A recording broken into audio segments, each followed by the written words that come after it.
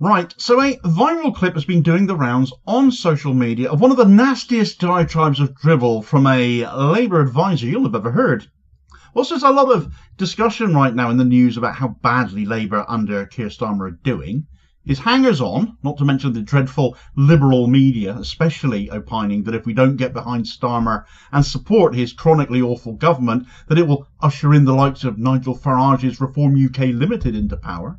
Well, they embarrass themselves saying that. They take us for fools when, to all intents and purposes, Starmer's Labour have been little different from that.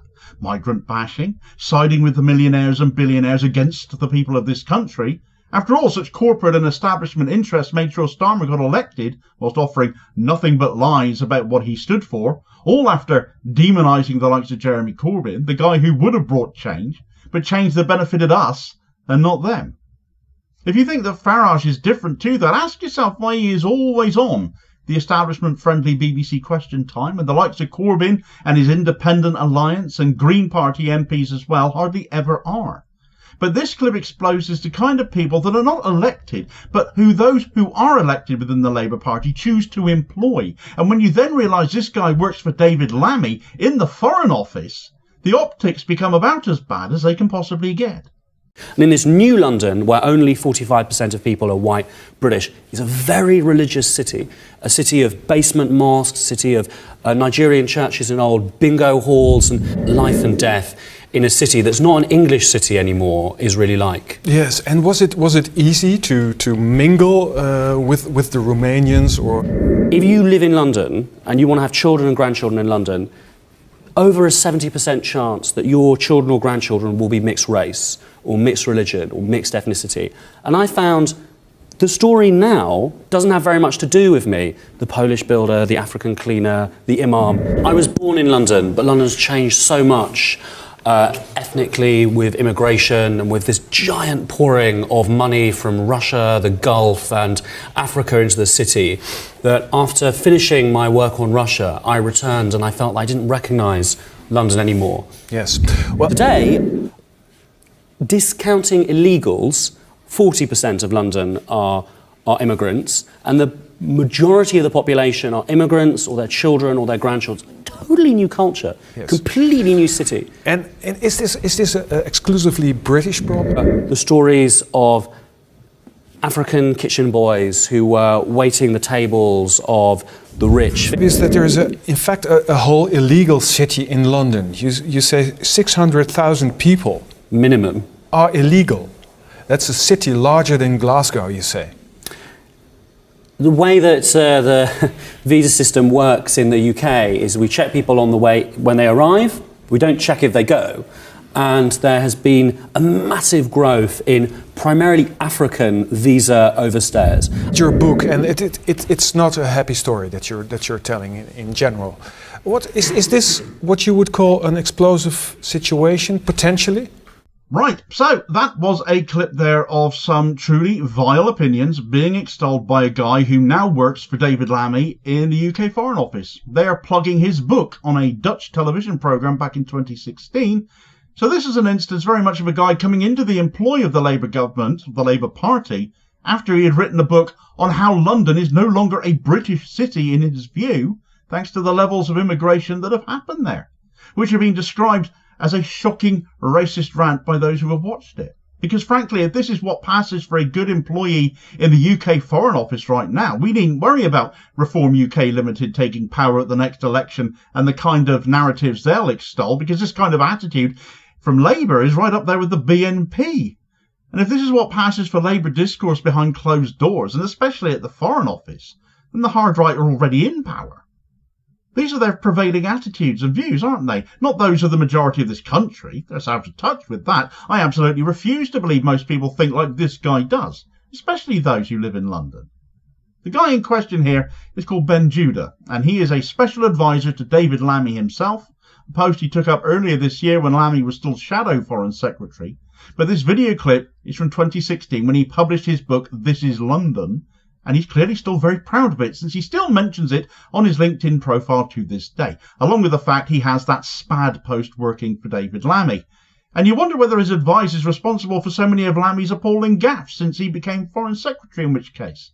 saying Israel wasn't committing genocide because not enough people had died in Gaza, claiming there are no journalists in Gaza, endangering the lives of the ones very much still there, and claiming that the Assad regime had to be brought down because terrorists from Al-Qaeda and ISIS were gaining a foothold there, seemingly devoid of the knowledge it is those same groups under the name HTS now who actually took Assad down. In that clip, he talked about a city where less than half the population were white British. He called it a city of basement mosques and Nigerian churches and old bingo halls, that London is not an English city anymore, that there is a more than 70% chance your children or grandchildren will be mixed race, as if that is somehow a bad thing. And I was reminded at this point that his boss Lammy is very much black himself, of course. And then he said African kitchen boys waiting on the rich. 40% of Londoners are immigrants, and he was generous by saying that discounted all the illegals, of which he puts a minimum number of 600,000 on at that point in time, in 2016. He singled out African visitors as particular amongst overstayers. It was just vile. But much of the book itself is even worse. And The Londoner picked up on this story about Judah in a piece they published in the last couple of days titled, "A Government Advisor Wrote a Libel Against London. Why Did We Believe It?" And I think the short answer to that is that at that time, 2016, migrants were being demonised especially. This was not all that long, after all, following the era of Theresa May and her go-home vans. This was very much the era of Brexit. The book by Ben Judah came out just before the EU referendum, of which migrants were an especially hot topic for the Faragists around the country. And this guy Judah seemingly saw that and tapped into it. Here's an excerpt from The Londoner, which absolutely damns his work. Much of the book relies on Judah's amazing ability to tell someone's nationality without speaking to them, one that must come in handy when he accompanies the Foreign Secretary David Lammy to global summits. While many of us can only guess whether the man sitting opposite us on the tube is Spanish, Italian or Portuguese, Judah's mental computer unerringly spits out the answer, which gives him a distinct advantage as a chronicler of modern diverse London. On the first page, Judah watches as Polish meatheads grip onto huge toolboxes as they make for the street. This casual stereotyping around race or nationality quickly becomes a motif. Among the cast of Londoners we are introduced to are clear-eyed Roma beggar girls that were moving furtively, a frumpy Colombian woman, several surly Afghans, and a group of frazzled Jamaican bums. In total, we counted over 100 places in the book where Judah assumes the race or nationality of someone after merely spotting them on the street or on public transport. One of the most egregious examples of this is Judah's stereotyping of the black people he spots cleaning bus stations or leaving police stations, who are frequently labelled as African when he has no way to determine their nationality. Of one gang leader he meets, Judah writes, "He is Caribbean but looks pure African, flabby more than muscled, with a fold of skin at the back of his melon head." A week ago we asked Judah how someone can look pure African, or what he means by his reference to a melon head, but he hasn't yet responded. And yet now here he is working for a black MP, a black minister in David Lammy, so it does make you wonder what he actually thinks of him, doesn't it? There's a lot more in that Londoner article. Please do look it up and read it and ask yourself how the hell Judah is in the position he's in with views like this.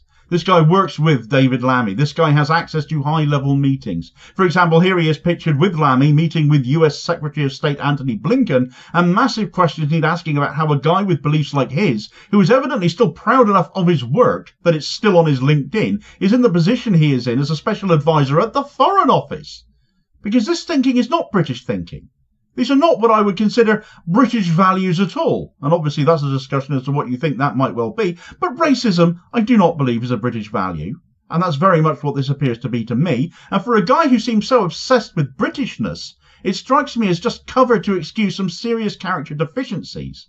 And for all of those people defending the Starmer regime and warning against the rise of Reform UK Ltd, despite that very much being on Starmer and co., here they are seemingly trying to outdo them instead, rather than standing for something better. What's the point of fearing the rise of the far right if they are functionally already here? The onus should be on backing parties and policies prepared to stand against that, to have the courage to do that, rather than choose the easy route and just drag the country ever further to the right. Further to enabling the far right, of course, there is the ongoing support the Starmer regime is continuing to give to the Netanyahu regime in Israel, of course. And in another story the mainstream media didn't bother to cover, but really ought to have done, just 2 days after the ICC arrest warrants were issued against Netanyahu and his former Defence Secretary Yoav Gallant, Starmer welcomed the head of the IDF to the UK under special immunity.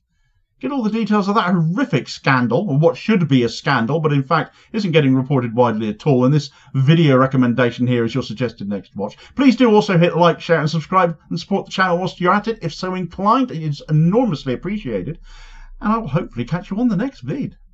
Cheers, folks.